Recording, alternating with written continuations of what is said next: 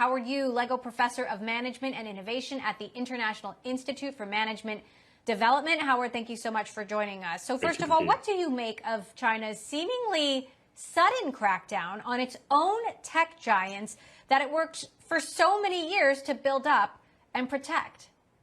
I mean, the big phenomena here is all of a sudden we start to see Chinese regulator begins to clamp down all these tech giants. Historically, people seen them as national champion. They pioneer new business model. They have great technologies, is really pride of the country. What we're seeing now is regulator wakes up all of a sudden and discover these tech giants are becoming so big.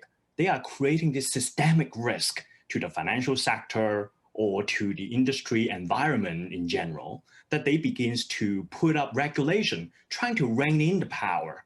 And just like anything in China, the development in terms of speed and magnitude is enormous. And we're seeing this wave of regulation coming in now. So how does the Chinese government then walk this tightrope or manage this balancing act whereby they're cracking down on their own companies but wanting to show and tell the world that China is still a good place to do business? This is really fascinating, right? Because in a way, China is facing this transition from the sort of traditional manufacturing economy into much more of a knowledge-based, R&D, research development intensive economy. This is the ambition. And in many ways, this tech giant does represent that dream.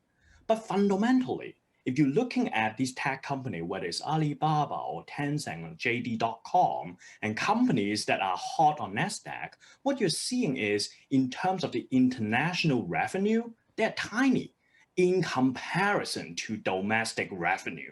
So here's the thing. What we have seen in the past, not just China, but Japan and South Korea, these countries, when they try to develop the industrial base, they encourage these companies to go abroad.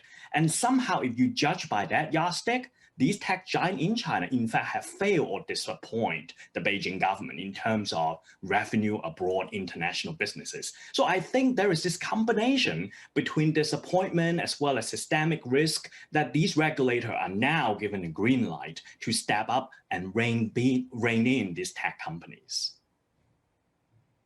Now, we have to talk about what's happening with Jack Ma, who hasn't appeared in public for the last several weeks. He didn't appear at the taping of his own television show. He's basically vanished from public view since the cancellation of Ant's IPO, which coincided with a speech he gave being quite critical of the lack of economic reform in China.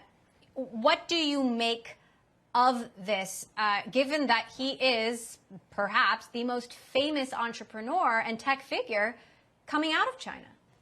Well, in China, we have this old saying, proverb that friends of mine would tell me, when the tree getting too big, it attracts wind.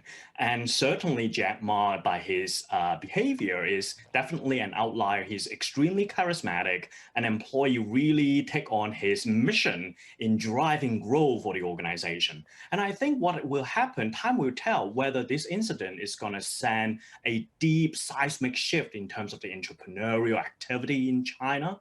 But no doubt what this is a signaling that in China, there's nothing is too big to fail. And if organizations, their agenda are not aligned with national agenda, then their competitive advantage would get eroded right away. I mean, the sort of phenomena we're seeing, there's a mirror in Europe or in US as well, that regulators are stepping up. But for sure, in China, the development we see of a magnitude we don't see elsewhere. It is absolutely fascinating. What do you think the impact of all of this will be on Ant Financial itself? It was supposed to be one of the biggest IPOs ever. Will that IPO happen? Will this impact the future of Alibaba? Yeah, so at IMD Business School, we always track the development of financial sector. How does fintech disruption is going to change the way people bank and how does businesses work? And if you take on the Alibaba playbook at the very core is this idea of taking data advantage. The fact that they can expand so quickly across all these fintech related sector is not just because their bankers are more smarter than others. In fact, everything is on algorithm. But everything is done based on data. They have your purchase behavior, they have your online search behavior, all these aggregate to give them a competitive, unparalleled advantage. What we're seeing is society in China, regulator, are not happy about that advantage. In the US or Western Europe, it's about the likability of this tech company sinking so low, people having an adverse reaction. So I think the implication for fintech is for innovation to take hold going forward. Not only that innovation needs to be great, the product needs to be great, but the organization in Western Europe would be the likability is high. In China, perhaps it needs to be completely comply with the regulator in terms of rules of the game. So I think executive needs to think broader in terms of the regulatory regime as well as the reputation of their organization. So what happens to China-U.S. relations after Joe Biden takes office, given that clearly the delisting of some of these Chinese companies in the United States is tied to an executive order from President Trump? Does Biden continue this more aggressive policy, or does he pull back?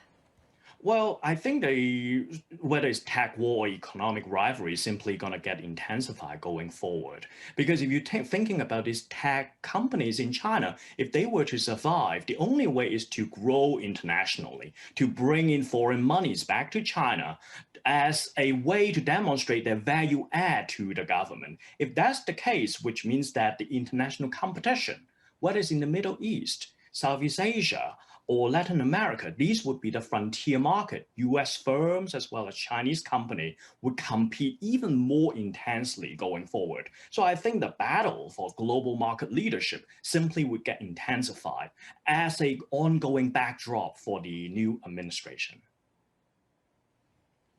All right, something that will be a huge topic of our coverage through the year. IMD professor Howard Yu, thank you so much for sharing your insights with us.